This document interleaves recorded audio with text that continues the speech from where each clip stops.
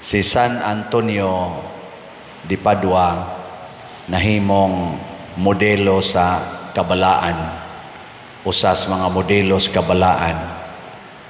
Si Jesus nagtudlo sad nato dinhi unsaon paglikay sa impyerno.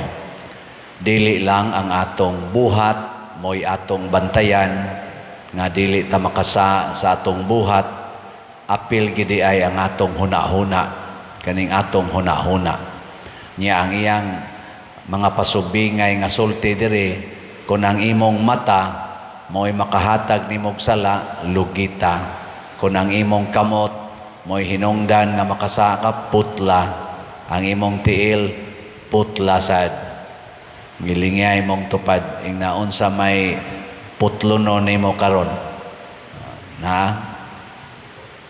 Pero sa tinud-anay, ang meaning ani nga dili gyud nato gamiton ang atong tibuok lawas sa pagpakasala. Kay ang kontra gyud sa Ginoo mao man ang sala. Mao na si San Antonio de Padua gibiyaan sad niya ang tanan.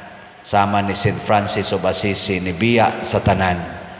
Aron ang ilang tibuok lawas ilang ihalad ngadto sa Ginoo. Kay kani manggong mga butang sa kalibutan, mga igsuon, labi na ning kwarta, mao kini hinungdan nga makasa ang atong lawas. Tanawa lang, kanang imong kamot nga magsigig ihap sa kwarta, masuko naman kag naay mo kuha ana, kay naanad naman kag ihap sa kwarta. Muna putla na lang ng maong habit nga magsigig og ihap og kwarta.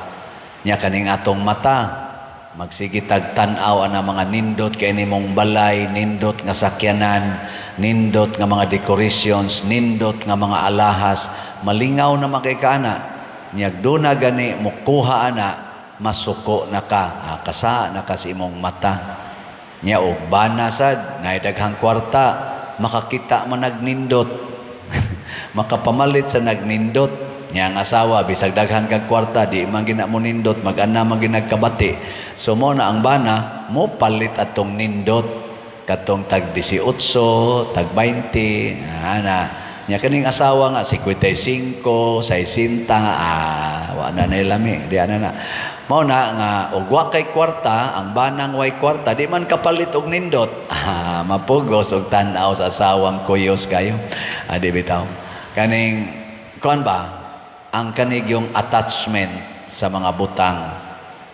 Munang ang atong tubag sa Salmo niingon diri, kanimo o Ginoo ihalad ko ang usa ka sakripisyo sa pagdaig.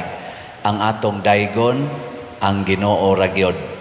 Sa atong unang pagbasa, si San Pablo nagpadayon sa pagsulti nga kami gisakit pero wa mi mo give up.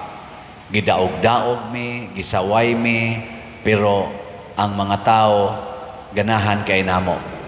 Malipayon kay mi. Pasabot kani di ang tao nga mobiya sa tanan, sama nilang mga apostoles, samang San Pablo ug sa mga santos, dili madutlan aning mga kasakit, mga bugal-bugal, pagdaog-daog sa kalibutan.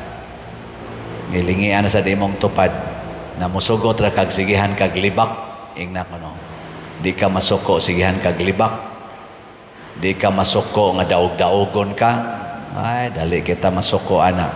So hinaot unta nga ang atong pagsunod sa Ginoo tininuod gyud. Gamito nato ang tibuok lawas aron mosud tag langit. Pinaagi sa atong pag-alagad sa Ginoo ug sa atong isikataw, labi na gyud ang pag-antos kanunay aron makalikay tas mga sala.